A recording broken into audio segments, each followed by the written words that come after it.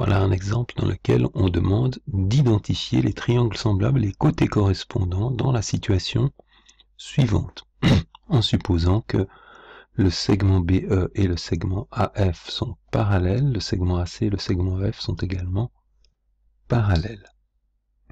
Il s'agit donc dans un premier temps d'identifier les triangles. Donc bien sûr j'ai ici un premier triangle, ici un deuxième triangle, et là un troisième triangle. J'ai donc le triangle ACF, mais également le triangle BCD et le triangle DEF. BCD, DEF et ACF. Puisque les notions de triangle semblable et de côté correspondant se basent sur la notion que les angles soient les mêmes, je vais m'intéresser aux angles. Donc j'ai ici premier angle alpha, et je me pose la question, est-ce qu'il y a d'autres endroits où je vais retrouver l'angle alpha? Alors ici, je retrouve le même angle alpha. Pourquoi est-ce que je retrouve le même angle alpha? Parce que on m'a dit par hypothèse que le segment BE est parallèle au segment AF, donc BE qui est ici est parallèle au segment AF qui est là. Si ces deux segments sont parallèles, ou les droites qui passent par AF et la droite qui passe par B et E, je peux les dessiner, la droite qui passe par A et F et la droite qui passe par B et E.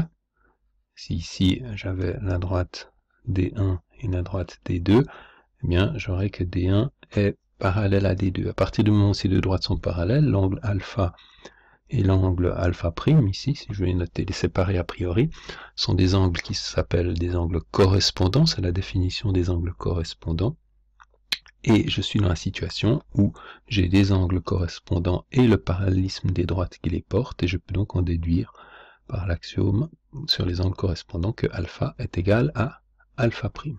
Si je devais l'écrire, ça donnerait la chose suivante.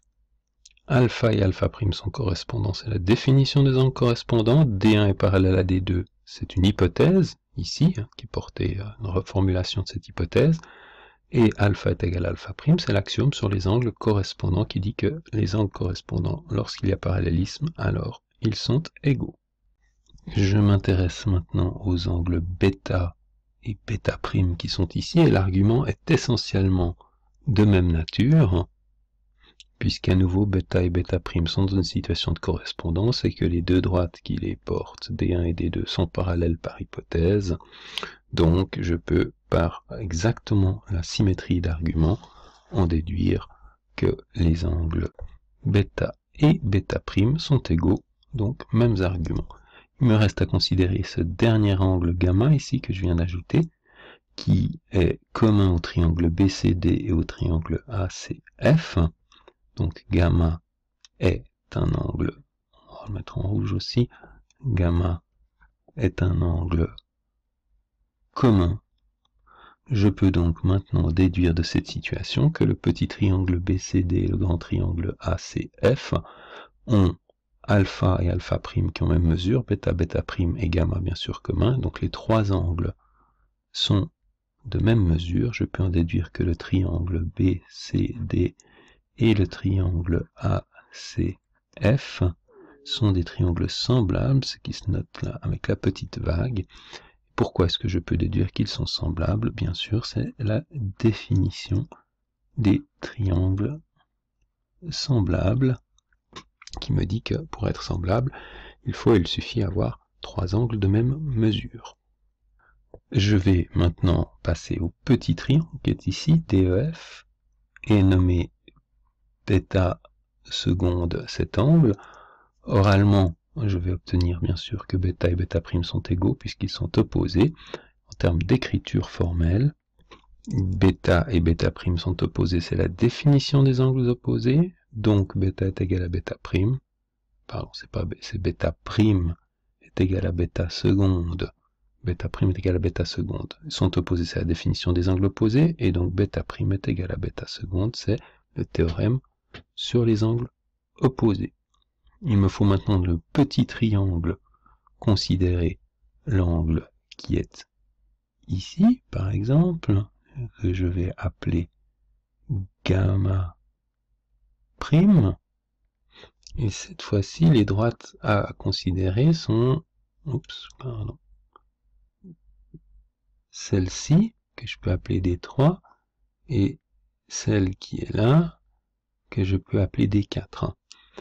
Et dans cette situation où j'ai deux droites D3 et D4 et une droite séquente ici, qui porte le segment DC qui les coupe, l'angle alpha prime et alpha sont appelés des angles alternes internes. Donc je peux dire que alpha et alpha prime sont alternes, on se note comme ça, alternes internes. Ceci c'est la définition des angles alternes internes, quelles que soient les positions relatives des droites D3 et D4. Mais je sais également par hypothèse que D3 qui contient le segment FE ou EF ici, et D4 qui contient AC, puisque par hypothèse AC et EF sont parallèles, je peux bien sûr en déduire que D3 et D4 sont parallèles. Si vous voulez, c'est essentiellement ce qui est indiqué dans l'hypothèse, même si l'hypothèse parle des segments. Donc je peux de ceci déduire que gamma et gamma prime sont égaux, puisque des angles qui sont alternes internes sur des droites qui les portent parallèles sont égaux, et ceci c'est le théorème que nous avons pu démontrer sur les angles alternes internes. Il me reste à parler du dernier angle ici. Alors ce dernier angle là, que je peux nommer par exemple epsilon, eh bien j'ai plusieurs arguments à disposition. Je pourrais à nouveau travailler sur alpha prime, enfin travailler à nouveau sur la notion d'alterne interne entre alpha prime et epsilon, ce qui a l'avantage d'être le même argument qu'ici. Je pourrais également dire qu'à partir du moment où deux triangles ont déjà deux angles égaux, alors forcément le troisième est aussi égal, par théorème sur la somme des angles qui fait 180, puisque la somme des trois va faire 180, la somme des trois doit faire 180, ces deux-ci sont égaux à ces deux-là, donc il reste la même quantité pour arriver à 180 dans les deux triangles. Alors pour écrire ici plus simplement, je vais simplement dire que l'angle alpha prime et l'angle epsilon sont des angles égaux, ce que j'ai noté là, avec bien sûr les mêmes arguments d'alterne interne que pour dire que gamma est égal à gamma prime. J'ai donc bêta prime et bêta seconde, gamma et gamma prime, epsilon et alpha prime. Je reprends ici, bêta prime et bêta seconde, gamma et gamma prime, alpha prime et epsilon qui sont égaux. Le triangle BCD et le triangle DEF sont bien sûr semblables. Triangle BCD et le triangle DEF sont également semblables.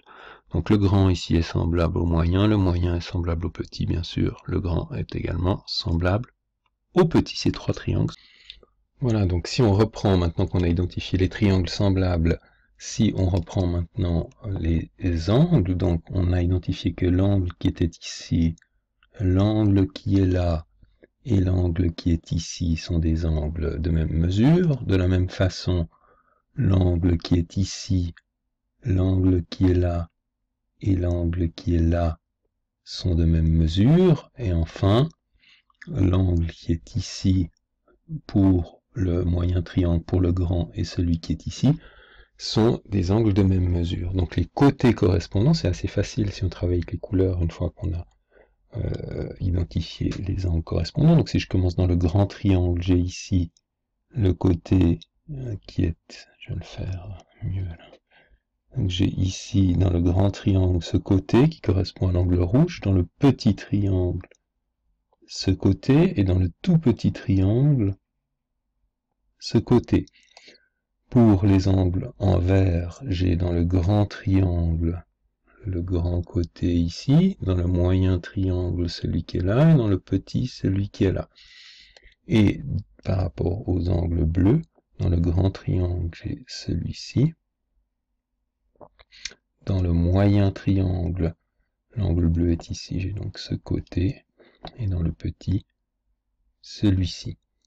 Donc on peut dire en rouge dans le grand triangle que le côté CF correspond dans le moyen triangle au côté DC et dans le petit triangle au côté FD. Pour les angles en vert, le vert était ici, dans le grand pardon, non, le vert il était où? Le vert il était là. On ne voit pas bien la différence des couleurs. Le vert donc c'est AC dans le grand, dans le moyen c'est BC et dans le petit c'est FE. Et puis enfin le bleu, dans le grand c'est AF ou FA, dans le moyen c'est BD et dans le petit c'est DE.